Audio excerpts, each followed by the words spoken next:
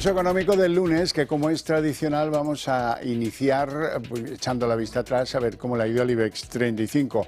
Hoy cierra en la bolsa con subidas, 1,12 arriba, el índice general termina en 11.850,9. Algunos valores se han aprovechado la sesión, caso CaixaBank, la que más sube, 2,50 arriba, Endesa 2,06 arriba, Mafre 1,95 arriba. Y en el lado donde pues ha ido peor la cosa, está en rojo y por eso pues preponderan las manos vendedoras. La que más, Solaria, 3,39 abajo. En segundo lugar, Puig, 1,73 abajo. Y en tercer lugar, Merlin Properties, que se deja 0,81. Bueno, y a continuación les voy a adelantar a modo de titulares lo que será, espero, pues el nervio de nuestra tertulia de análisis económico, la que mantenemos aquí cada tarde con los mejores expertos para que ustedes no se pierdan detalle. Bueno, y en nuestra tertulia tendremos que hablar hoy de qué hará el Banco Central Europeo, que parece que va a querer mantener su ventaja de tipos respecto de la Reserva Federal. Se prevé un recorte de 25 puntos básicos en la próxima reunión y de ello hablaremos con nuestros expertos. Y de la banca española también hablaremos porque registra una rentabilidad por dividendo récord del 6,8%. Así es que, sin más preámbulos, les presento a nuestros invitados hoy. Don José Luis Fernández, que es jefe de análisis y estudios del sindicato USO y presidente de la Confederación de los Mayores en España. Nunca lo decimos, ¿verdad? Claro, no, presido la CEOMA. Confederación Española de Organizaciones de Mayores, CEOMA. Sí, son unas 800.000 personas en 24 organizaciones que están confederadas a nivel estatal. O sea que somos la voz de los mayores y esperemos que este gobierno nos escuche de vez en cuando, vamos. Y ahí diría un castizo, hay tajo. Hay tajo. Hay tajo, ¿verdad? Don Miguel Ángel Cicuéndez, muy buenas tardes. Buenas tardes. Vicepresidente de ASEAFI y además consejero de Eurohispano Opciones SICAP. ¿Todo bien? Todo perfecto, sorprendido del calor que hace. Sorprendido del calor que hace. Oye, estamos veranos San Miguel. Hoy vamos a comenzar el programa rindiendo homenaje a tres economistas que han sido galardonados con el Nobel de la materia, el Nobel de Economía. Son Daryl Acemoglu, Simon Johnson y James Robinson.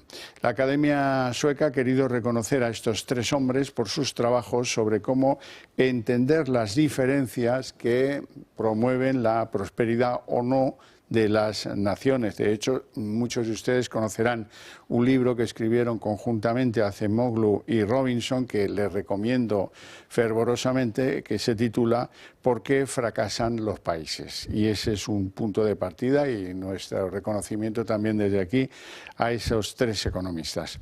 Bueno, vamos con la sesión del IBEX. Hoy, pues, una sesión de transición que al final ha acabado muy bien, con unas subidas bastante espectaculares. Pues sí, Miguel Ángel. la verdad es que sí, la verdad es que vemos que el IBEX está muy fuerte y bueno, está muy fuerte porque el mercado americano está fuerte, el mercado alemán, aun teniendo el país en recesión, también está fuerte, lo cual significa que hay veces que la macroeconomía y la bolsa, digamos, van por caminos dispares. Luego suelen converger, pero a veces puede haber un decalaje de unos cuantos meses y en este caso se está viendo que en algunos índices hay cierto decalaje en cuanto a las subidas y la situación del país. Aunque la bolsa toma sus propias decisiones, a puertas de que el Banco Central rebaje los tipos, las acciones que suben más hoy en bolsa son las de CaixaBank, que en teoría debiera ser, bueno, pues la gente dice a los bancos les va a ir peor con la bajada de tipos, no es muy grande, 0,25 y tal, pero bueno, la verdad es que pues son las contralógicas que ofrece la bolsa. Bueno, Don José Luis. Contralógicas, son una buena parte del negocio de los bancos está en las hipotecas, ¿no? Y el dato que están dando es que este mes pasado ha habido récord, ¿no? en operaciones relacionadas con las hipotecas y con la compraventa de viviendas, con lo cual, bueno, eso es una forma también de hacer negocio, ¿no? Simplemente el dato de CaixaBank es muy significativo, lo digo simplemente porque hemos tenido desde CEOMA algún contacto con ellos y estos prácticamente tienen un tercio como clientes de los pensionistas españoles, que no es que no es una pequeña cantidad, es decir, más de 3 millones de clientes, 3.600.000 pensionistas son clientes de CaixaBank, con lo cual es un potencial y una estabilidad, bueno, que ya quisieran otros muchos. Y muchos fondos de pensión. Bien, por supuesto, sí, pero parece que el tema Estados Unidos ha sido flojito también, porque con el caso han estado de vacaciones estos días, la bolsa europea son las que han tirado y la bolsa española pues se ha contagiado, ¿no? Es decir, a la espera de la bajada de tipos que se va a producir. Bueno, la bolsa en Estados Unidos está, bueno, que ni sí ni no en el día de hoy, pero el índice Dow Jones está pulverizando sus máximos históricos. Habrá que dejar desde luego, pero que vamos, que el índice Dow Jones, el S&P 500, bueno, estamos en zona de máximos históricos. Y bueno, es sorprendente porque normalmente esto no suele ocurrir en el mes de octubre. Normalmente lo que ocurre es, después de las elecciones, es cuando suele en años electorales típicos. Esta vez, bueno, pues las circunstancias con los resultados que está habiendo y con, en concreto, que se han empezado a publicar ahora, y con los 7 grandes, las tecnológicas, con las subidas que han tenido, pues efectivamente han arrastrado el mercado. Los datos de la banca, de la gran banca americana, tampoco han sido malos y eso siempre es un suelo importante. Bueno, es que yo creo que lo que está pasando en Estados Unidos es que todo se ha anticipado, ¿no? Es decir, se anticipó la bajada de tipos, con esa subida con esa bajada tan espectacular, la Jumbo, ¿no? de 50 puntos básicos. Me parece que tiene que ver mucho con un cierto colchón al proceso de elecciones, ¿no? Fundamentalmente pensando en la candidata, a diferencia de Trump. Yo creo que no sé si guiño o no, pero yo creo que tiene que ver mucho con que el efecto Kamala de alguna manera está adelantando lo que normalmente pasaría después de noviembre. ¿Y en Europa qué? Se preguntarán, pues en Europa seguimos pendientes de la decisión que toma el Banco Central Europeo, aunque pues la mayoría, el consenso de los analistas daban por hecho que va a haber un nuevo recorte de un cuartillo, 25 puntos básicos en la próxima reunión del Banco Central Europeo. ¿Lo ven así? Pues efectivamente es como lo veo. Yo creo que va a haber una bajada de 25 puntos básicos. Pero fíjese, volviendo a la parte americana, es sorprendente que el bono a 10 años americano ya está en el 4,13, lo cual parecía que era volver al 4, que no, que ya solo había un camino, bajada de tipos, y pues no, pues el bono a 10 años está en el 4,13. Y bueno, pues aquí están descontados estos 25 puntos básicos esta semana, que no hay muchos datos aparte de Europa. En Europa, efectivamente. José Luis. No, vamos a ver, es que la situación que se está dando aquí es que el Banco Central va a bajar sí o sí, porque ya lo han dicho, no lo han dicho explícitamente, pero lo han dejado caer distintas dirigentes o personalidades que están en la cúpula del banco. Yo creo que vamos a acabar el año con el tipo de interés en el 1,25, es decir, que además de esta bajada que se prevé, va a haber alguna bajada más para quedarnos en el entorno del 1,25 seguramente, y muy por debajo del tipo que mantenga la Reserva Federal. Yo creo que esa va a ser la realidad. La inflación está súper contenida, estamos en un proceso de desinflación en el ámbito de la zona euro y estamos en niveles que hace tiempo que no se veían. Estamos por debajo del 2%, 1,8%, en España estamos en 1,5%, es decir, bueno, otra cuestión distinta es que analicemos el por qué se produce esa situación de desinflación cuando realmente a veces algunos productos básicos siguen subiendo, ¿no? Pero bueno, esto es lo que hay. Pues sí, bueno, alguna buena noticia traemos hoy en el cesto, que no está mal la cosa. Por ejemplo, el fondo Blackstone tiene previsto invertir 7.500 millones de euros en un centro de datos en Zaragoza. Y es que si este país supiera conciliar las necesidades energéticas de la inteligencia artificial, de los centros de datos, con la facilidad para obtener energía que nos da el sol, y de eso parece que vamos a seguir gozando, ¿verdad? Bueno, pues si supiéramos hacer eso, podríamos ponernos en el candelero de los que son capaces de atraer este tipo de inversiones en el mundo. No lo sé, es decir, yo aquí soy un poco escéptico, ¿no? En este tipo, las inversiones, los grandes centros de datos, lo que llevan consigo es un consumo descomunal de energía, ¿no? Es decir, que parece que la gente, cuando hablamos de la transición energética y de las necesidades energéticas de un país, los grandes centros de datos, los grandes centros de procesación necesitan unas torres de refrigeración brutales por la velocidad de procesamiento de los datos y a la velocidad que operan. Con lo cual me parece que la inversión, bienvenida sea, cualquier tipo, venga de Blackstone o venga de quien sea, que vamos un poco flojos. flojos en eso. Sí, vamos muy flojos. Una de las componentes de la caída o del menos crecimiento del PIB nuestro tiene que ver precisamente con la caída de las inversiones.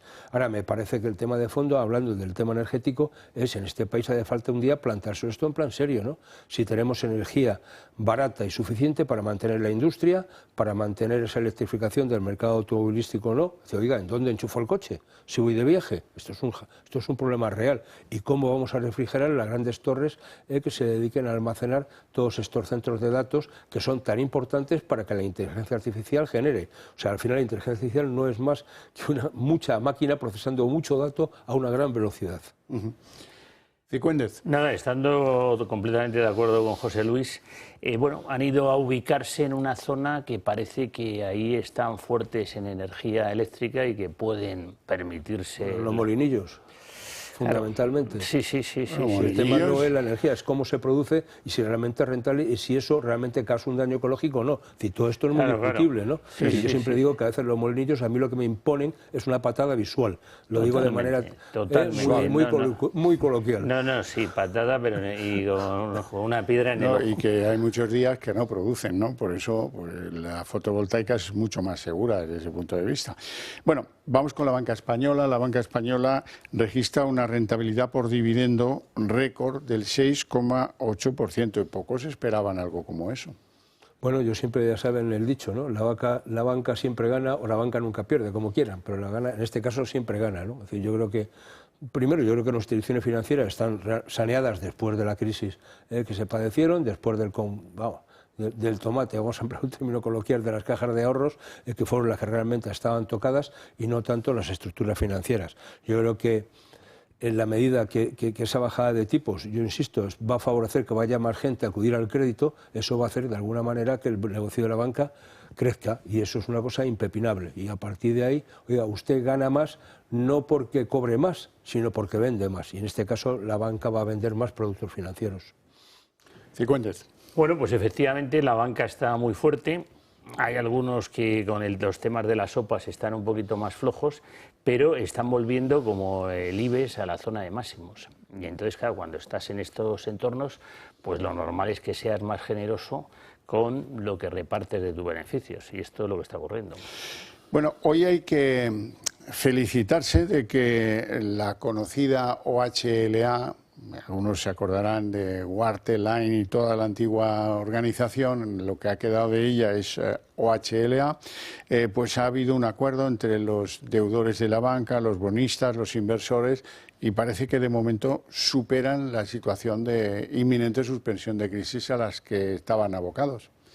Bueno, bienvenido sea, sobre todo porque hay muchos miles de puestos de trabajo que dependen de ello. Hay que recordar que esto es un conglomerado de empresas que prestan distintos tipos de servicios, desde la construcción hasta productos de limpieza, es decir, que uno tiene toda una situación de ahí. Entonces, me parece que lo que sea que llegue a un acuerdo para intentar, de alguna manera, hacer un colchón donde el impacto que pueda haber sea el mínimo posible en las personas que están trabajando en esa compañía, siempre será de agradecer. Pues efectivamente tenemos que congratularnos si efectivamente se llega a este acuerdo.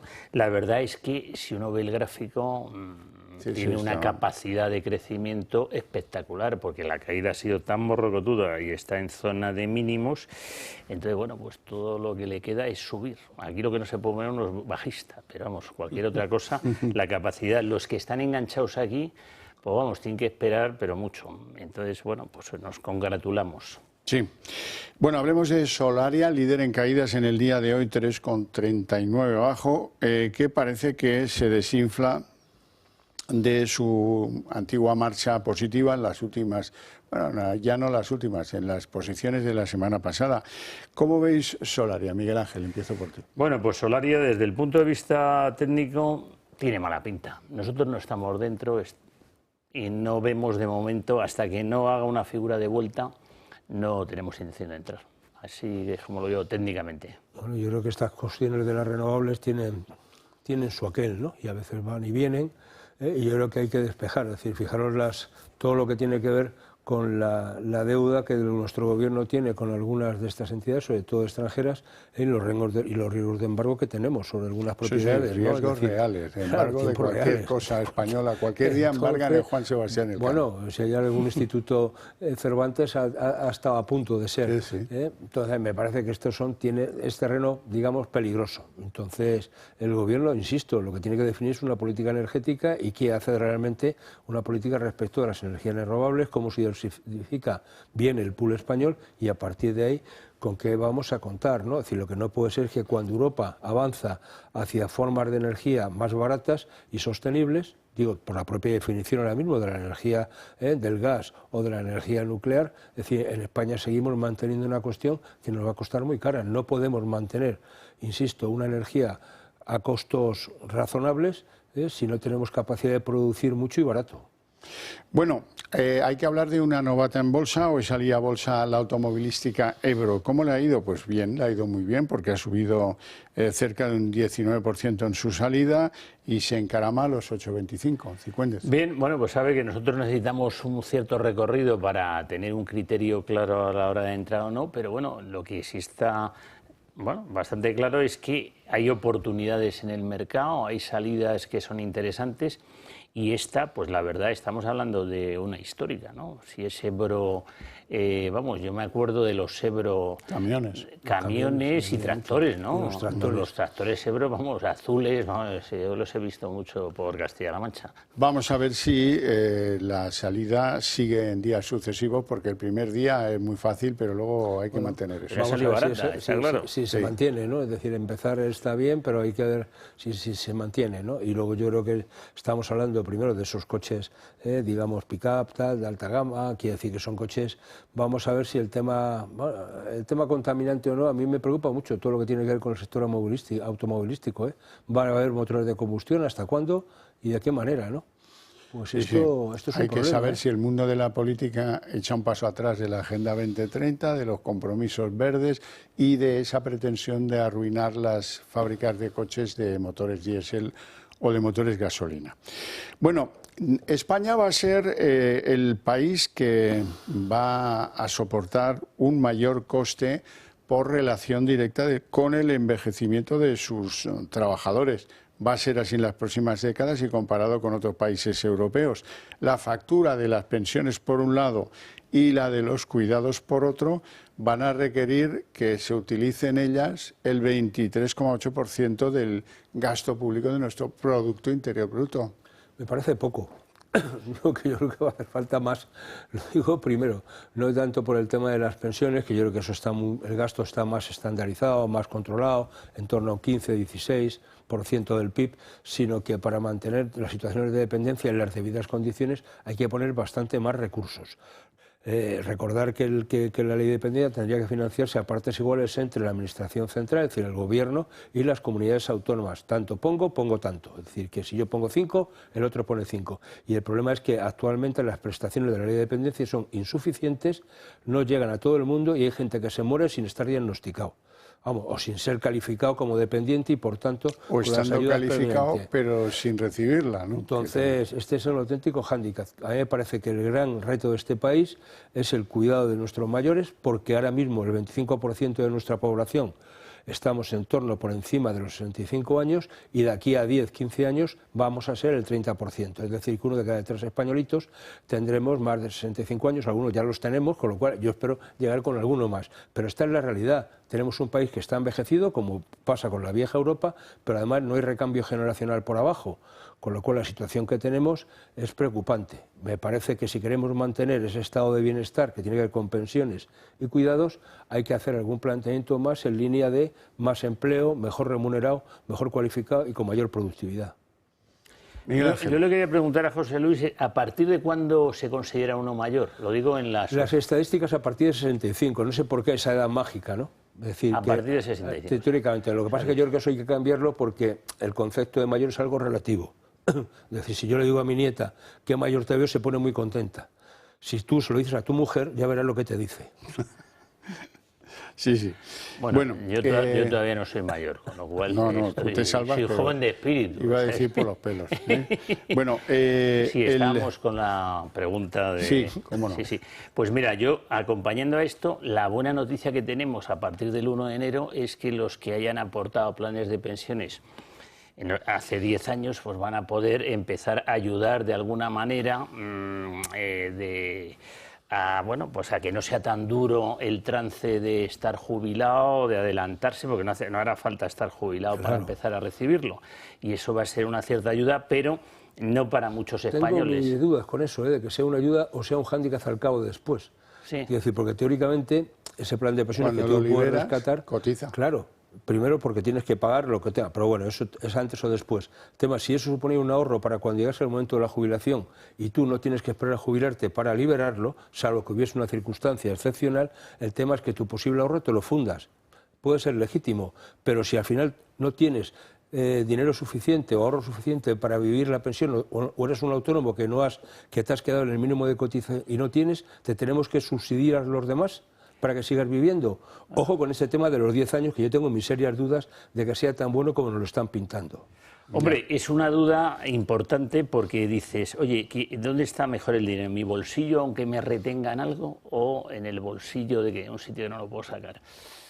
Yo es que me gusta tenerlo en mi bolsillo, pero es verdad que si eres lo dilapidas, pues luego ya para pensar en lo que pueda venir, perdona, que he sacado... No, ya me estás haciendo casi una confesión de tu... de mis dudas metódicas, el tirón del turismo en nuestro país, que eso sí que ha funcionado a gran velocidad y muy bien en los últimos tiempos, parece que va a salvar del paro a unos 54.000 empleados de la hostelería en temporada baja. Y es que, por un lado, se ha alargado el verano, con unas temperaturas espectaculares para estos tiempos, para estos días, ¿verdad? Y, por otro, parece que la contratación se va a poder mantener en torno al 4% y la generación del contrato ese fijo discontinuo va a reducir la temporalidad de lo que veníamos acostumbrados. Bueno, yo creo que aquí hay más un efecto estadístico que un efecto real, ¿no? Es decir, al final podemos llamarle fijos discontinuos, pero siguen siendo trabajos de temporada. No le llamemos temporales, llamémosle trabajos de temporada y eso es lo que hay.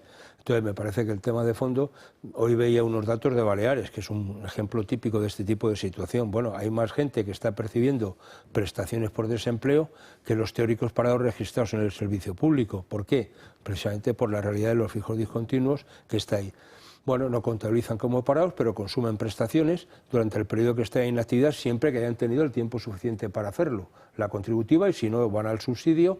Bueno, me parece que es una situación donde una vez más estamos pasando... engañifa, ¿no? Hay más de estadística que de realidad, y yo creo que hay que empezar a llamar las cosas por su nombre. Estos son trabajos de temporada. Me da igual cómo los quiera llamar, si es fijo discontinuo o temporal, pero trabajan temporadas, por tanto no tienen continuidad en su empleo.